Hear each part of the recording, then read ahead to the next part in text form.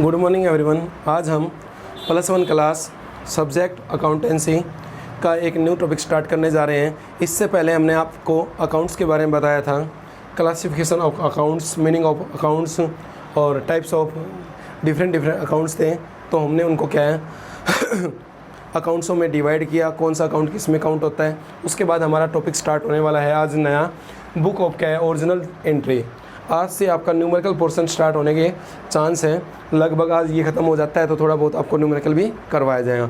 और उसके अंदर आपने ज़्यादातर क्या है, हमारा जो बेसिक अकाउंट है वो जर्नल से स्टार्ट होता है। तो जर्नल किसे कहते हैं उसके बारे में आज हम पढ़ेंगे। और एक हमारा टॉपिक है accounting circle, accounting cycle. Accounting cycle का मतलब है कि लेखांकन का चक्कर, लेखांकन कैसे चलता है, कहाँ से स्टार्ट होता है, उसकी एंड कहाँ है और उसकी ओपनिंग कहाँ है, उसके बारे में हम पढ़ेंगे। तो अकाउंटिंग सबसे पहले स्टार्ट होती है लेन देन से, ट्रांजैक्शन। किसी बिज़नेस को स्टार्ट करने के लिए सबसे पहले क्या होता है, लेन देन किया जाता है। लेन देन भी दो प्रकार का होता है। एक ऐसा लेन देन जो अमौद्रिक हो, नॉन मनी में हो, जिसका मुद्रा में मेजरमेंट ना किया जा सकता हो, जिसको मुद्रा में मापा ना जा सके हो, ऐसे लेन देन भी होते हैं। और एक लेन देन ऐसा होता है जिसको हम मुद्रा में माप सकते हैं। तो डिफरेंट टाइप्स के क्या होते हैं, आपके ट्रांजैक्शन होते हैं। तो अब आपके जानने की इच्छा है कि ऐसा कौन सा लेन देन है जिसको हम मुद्रा में नहीं माप सकते। मान लीजिए किसी कंपनी और क्या एम्प्लॉय के बीच में कोई डिस्प्यूट हो गया हो, हड़ताल हो कर और कर्मचारियों ने हड़ताल कर दी। उस हड़ताल के कारण नुकसान तो होगा, बट हम उस हड़ताल के कारण एग्जैक्ट कितना लॉस हुआ उसका मेजरमेंट नहीं कर पाते हैं। कई बार क्या होता है कि किसी संस्था से एक उसका बेस्ट क्या एम्प्लॉय क्या है माने ऑर्गेनाइजेशन को या कंपनी को ड्रॉप करके चला जाता है, जिसके कारण नुकसान होता है।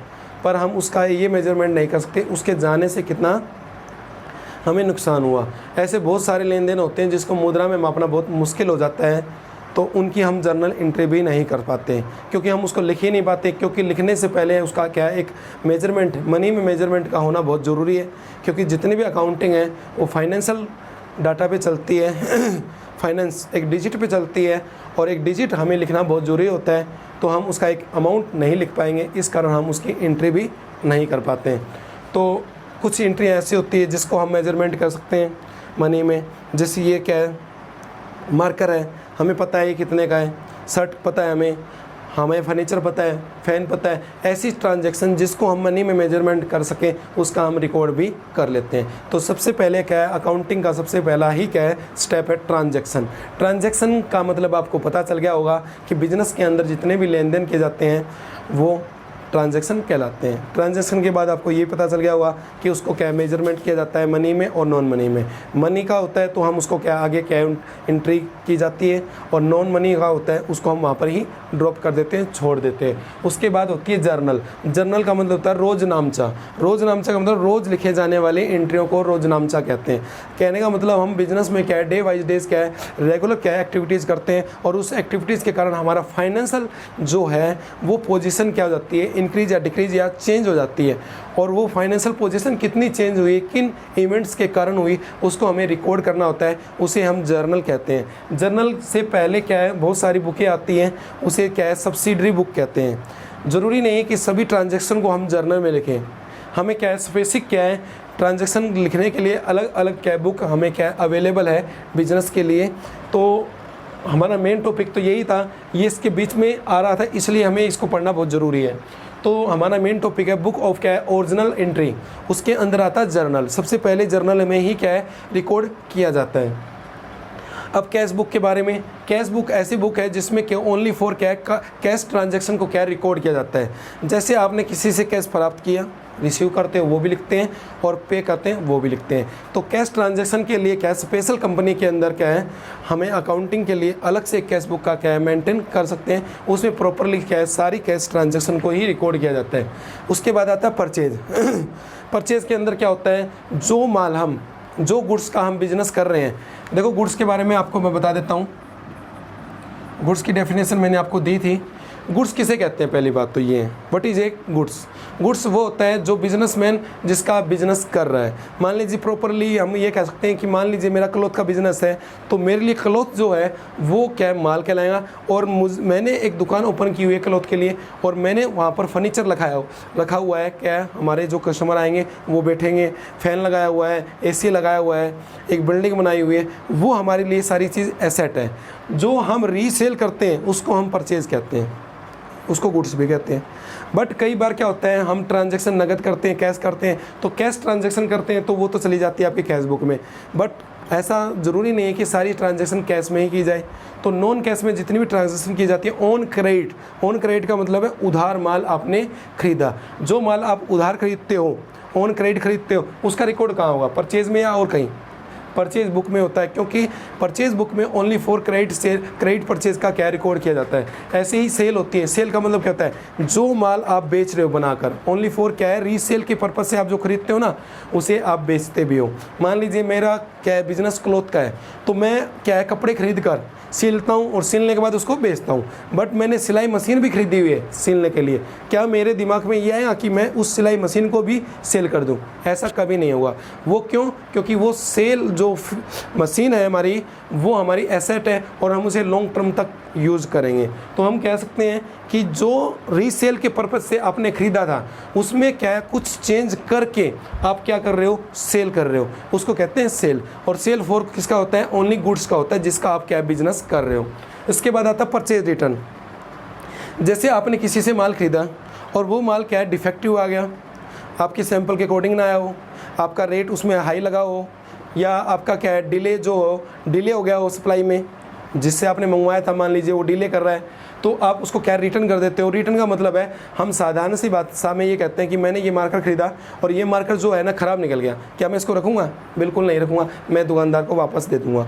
तो ऐसा जो भी गुड्स जो आपने ऑन क्रेडिट परचेज़ किया था, बट वो क्या है, वैसा माल नहीं निकला जैसे आपने ऑर्डर किया था, या जैसा ख़रीदना चाहते थे, या जैसा दुकानदार ने आपको बताया, तो आप उसको क्या कर दोगे? रिटर्न कर दोगे। ठीक है। इसके बाद होता है सेल रिटर्न। सेल रिटर्न क्या होता है? जैसे आप किसी को वापस कर सकते हो, क्या कोई तुम्हें वापस नहीं कर सकता? कर सकता ना।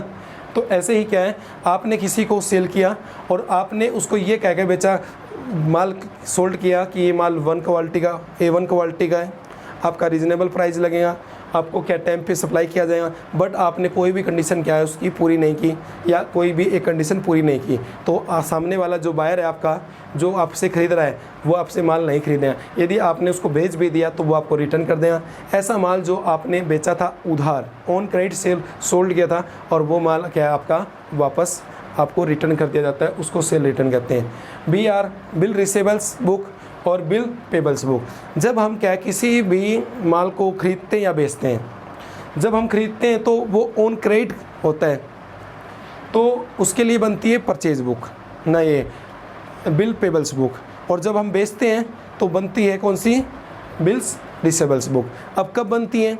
जब हम किसी व्यक्ति को उधार माल बेच रहे हैं और एज ए लीगल डॉक्यूमेंट्स के अकॉर्डिंग बेच रहे हैं। हमने क्या एक लीगल डॉक्यूमेंट्स पर क्या राइट किया कि मैंने इस व्यक्ति को माल बेचा है और ये व्यक्ति इतने इतने टाइम के बाद मुझे इतना पे देने का प्रॉमिस करता है और देगा। तो वो एक पेपर जो होता है उसको हम BR कहते हैं, और उस BR पर क्या है, उसे एक्सेप्ट करवाना पड़ता है किससे? बायर से। बायर उसे एक्सेप्ट करता है और वो दोबारा रिटर्न किसको कर दिया जाता है? सेलर को। और सेलर उसको क्या है, जितने टाइम तक वो लिखा है वो अपने पास रखता है, और उसके बाद जब टाइम लिमिट पूरी हो जाती है तो सेलर बायर के पास जाता है और वो क्या है, डॉक्यूमेंट्स देता है, और उसके बाद उसके पैसे मिल जाते हैं। ऐसे ही परचेज में भी है। जैसे आप किसी को बेच सकते हो लीगल पेपर पे, तो आपसे आप खरीद भी सकते हो, तो वो खरीदने वाला क्या करें, आप पे क्या एक बिल लिखेगा। ठीक है। ये डिफरेंट टाइप्स की बुक है। अब लास्ट एक बुक बच गई, जर्नल प्रॉपर। जर्नल प्रॉपर में वो बुक है, वो एंट्री आती है जो इनमें नहीं आई। किसमें? जो इनमें नहीं आई वो जर्नल प्रॉपर में आएंगे। जर्नल प्रॉपर का मतलब जो बुकें आपकी सब्सिडरी बुकें हैं, जो कि आपकी 8 बुक है। देखो 1 2 3 4 5 6 7 8, जो ऊपर वाली 7 बुक है उसमें जो ट्रांजैक्शन नहीं आती वो जर्नल प्रॉपर में आती है। कौन कौन सी बुक एंट्री आती है? डेप्रिसिएशन की, इंटरेस्ट ड्यू की, प्रीपेड की, आउटस्टैंडिंग की, अक्रूड इनकम की, ओपनिंग एंट्री, बैड डेप्ट की एंट्री, डिफरेंट टाइप की एंट्रियाँ होती है। और एडजस्टमेंट एंट्रियाँ आप कहोगे ये तो हमने कभी पढ़ी नहीं है और आपको अभी ये आएंगे भी नहीं, क्योंकि ये क्या है, लंबा प्रोसेस है, धीरे धीरे ये चीज़ें आती चली जाएंगी, तो आपको ये चीज़ें भी आती चली जाएंगी। तो हम ये कह सकते हैं कि जो जर्नल प्रॉपर में वो एंट्रियाँ की जाती है जो आपकी सब्सिडरी की जो बुक बच गई है, जो ऊपर आ चुकी है, उनमें वो एंट्री नहीं आई, वो इसमें आएंगी। तो ये हमारी सब्सिडरी बुकों के बारे में मैंने आपको आपको क्या इंट्रोड्यूस किया है। इसके बाद या तो आप सारी ट्रांजैक्शन को क्या जर्नल में लिख लो या डिफरेंट टाइप की बुकों में लिख लो। यदि आप डिफरेंट टाइप की बुकों में लिख रहे हो तो आपको जर्नल एंट्री बनाने की कोई ज़रूरत भी नहीं होगी, क्योंकि आपका सारा रिकॉर्ड इसमें मेंटेन हो गया है। बट कई क्या होते हैं, बिजनेसमैन क्या है, छोटे लेवल पर बिजनेस करते हैं, तो वो सभी बुकों को क्या करते हैं, वो ओपन नहीं करते हैं। तो उनकी जो बुक जो ओपन नहीं करते तो उसके बाद जो एंट्रियाँ बचती है वो जर्नल में लिखी जा सकती है।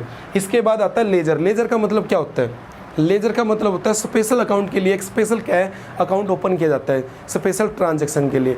जैसे राम का अकाउंट अलग से बना देंगे, सेल का अकाउंट अलग से बना देंगे, परचेज का अलग से बना देंगे। ऑल इन्फॉर्मेशन उस अकाउंट से रिलेटेड उस अकाउंट में आपको मिल जाएंगी। जैसे मैंने राम का अकाउंट ओपन किया हुआ है, तो राम की जितनी भी ट्रांजैक्शन कंपनी ने की है, तो वो सारी ट्रांजैक्शन आपको कहाँ मिल जाएंगी, वो सारी ट्रांजैक्शन अब आपको अवेलेबल हो जाएंगी जर्नल के अंदर, उस अकाउंट के अंदर।